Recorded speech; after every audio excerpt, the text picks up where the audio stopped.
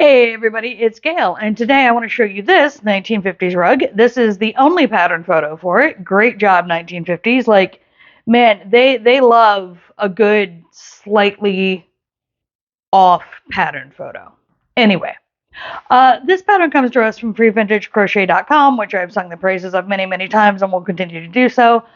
I actually decided to look at the full booklet, and I bought the entire booklet because it's all rugs like this that have this texturing. It's basically, hey, you want to make a loop stitch rug? Here you go.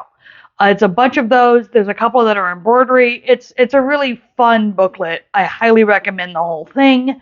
But as you can tell from the pattern photo, we are making this as a series of squares. And so here is a square. And all the white stitches on the pattern are these loop stitches here. So that's what they're telling you. All of these loop stitches are double loop stitches, which I'd never worked before, but if you can loop stitch, you can double loop stitch. It's pretty easy. And this is made in loops and thread from Michaels. And the hook size is a 3.5 millimeter. So you're working a pretty thick worsted weight on a 3.5 millimeter, but that's what gets it so tight. So you make all the squares, and then you stitch 6 of the squares together, and then you start stitching the strips together to make the diagonal pattern with the loop spots on the rug. I've really had a lot of fun with this. I have all my squares done. I just need to do that final stripe and then finish sewing it together. And then you do a double loop edging around the whole thing. So I have a little bit of a problem, which is when I was looking up the information on the rug yarn it recommends, I was seeing that it was an Aran weight. And so I got worsted weight. And specifically, I got a thick worsted, which is what loops and threads is it's kind of, it's a bit roving. The reason it sort of falls apart sometimes when you're working with it is because it's intentionally spun so that it's a little thinner here, a little thicker there, but the thicker spots are the spots that aren't wound as tightly, which is why sometimes it breaks apart. But I thought that'll be a really good one because it is that thicker worsted. My measurements aren't quite right. I think this is actually going to end up being a little smaller than the intended measurements, which I believe are 40 by 60. I will double check that before coming back for, the big reveal. But I think probably what that means is that the original yarn is a bulky, not an Aran. So that's just something to keep in mind. We'll figure it out when I size it when I'm done because I am making it to pattern.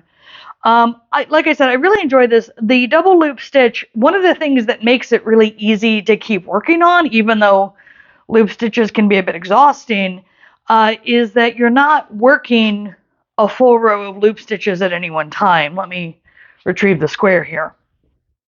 So you're working single crochets and loop stitches on every single row, even in the middle here where it looks like it's all one.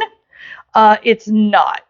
You've got a little over here, you've got a little over here, and so that makes it a lot easier, at least for me, to keep going on the squares because it's just not as much of an effort as doing nothing but loop stitches. I did a Christmas pillow for my mother-in-law that had a Santa beard that was all loop stitches, and I wanted to kill someone.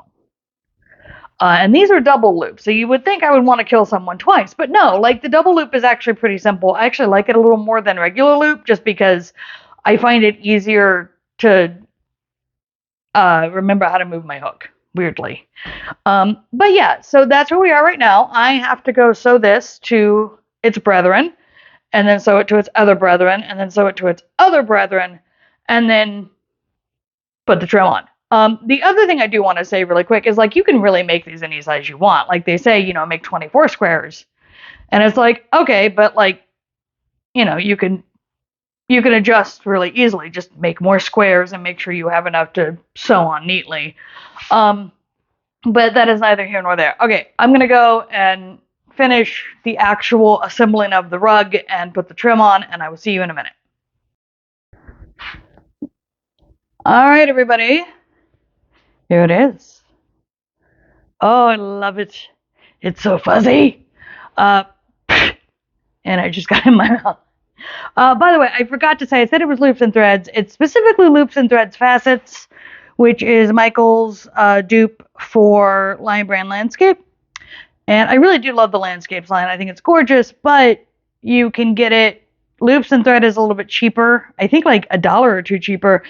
And you get like twice as much yarn per skein. So if you want to work with it, I'm really happy. Oh man, you guys, this edge. So it is alternating rows of the double loop stitch and single crochet, and you do that for 10 rows, and you are adding 8 stitches because you're doing 3 stitches in every corner every round. And I made the mistake of figuring out how many stitches around that was, and it is 600 when you're starting, because it's 4 squares wide on 30 stitches a square.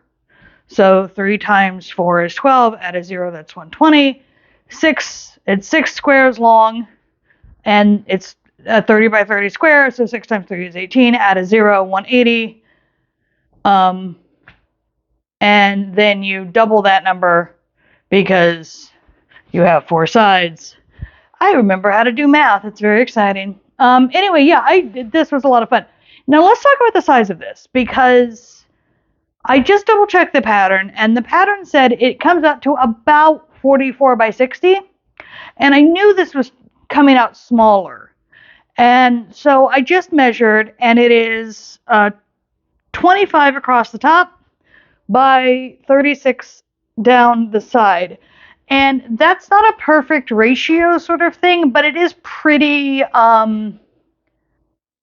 it's hard to explain, but that plus the fact that I double checked the amount of yarn I was supposed to use originally, and the amount of yarn they call for is 3,600 yards, and I used 2,000. The original yarn was definitely a bulky weight. And I can't say for certain why it's listed as, like I said, I think it's an Aran weight listed on Ravelry. And that's just something that happens when you're trying to figure out the size of a vintage yarn. Like you think it's gonna be one thing, and then it's another thing. But it is not as big as I wanted. We have a lot of living room now. And so I wanted the 44 by 60 because I wanted it to cover a big chunk of the living room. But based on these photos, the person who actually runs this house does not care. Yeah, I put this on the floor last night once I finished it to get a look at it and get a couple of photos.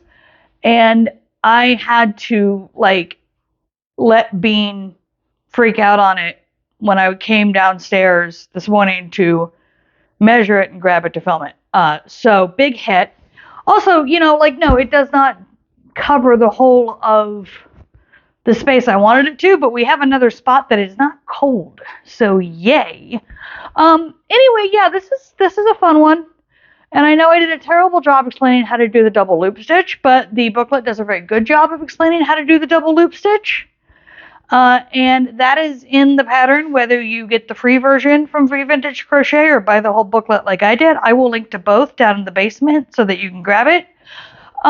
Also, if you do want to take it up to a larger size but not do a bulky weight yarn, this is worked on a 3.5 millimeter because that's what it said in the booklet. You can do this on a larger one. It's fine.